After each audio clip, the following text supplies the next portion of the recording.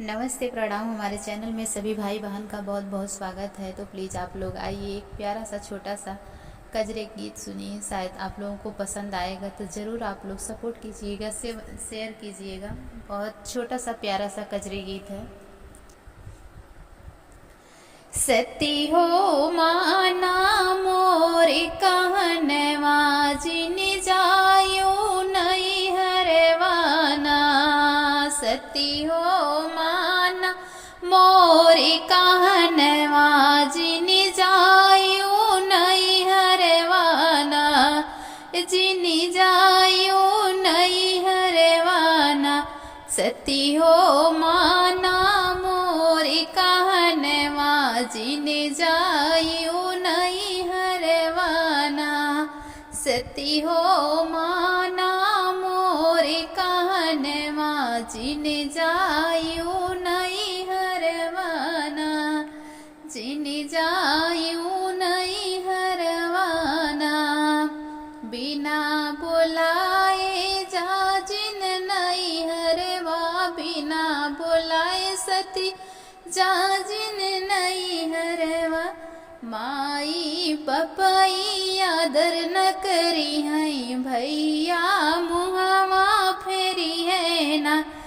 माई बपई आदर न करी है भैया मुहवा फेरी है ना। भैया मुहवा फेरी है ना। सती हो माना मोर कहनवा जिन जायो नहीं हरवाना। सती हो माना मोर कहनवा जिन जायो नहीं हरवाना। जईबू तो सती जईबू नहीं हरवा होई है तो राय पे मनवा। जाबू तो सती जाबू नहीं हरवा होई है तो तोहराय पे मनवा। सही ना पैबू अपने अप मनवा दई देबू तो जनवाना। सही ना पैबू अपने अपे मनवा दई देबू तो जनवाना।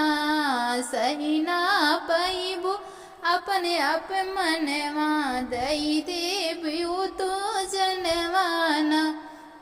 सती हो माना मोर कहनवा जिन जायो नहीं हरवाना। सती हो माना मोर कहनवा जिन जायो नहीं हरवाना। जिन जायो नहीं हरवाना। जिन जायो नहीं हरवाना। सती हो माना मोर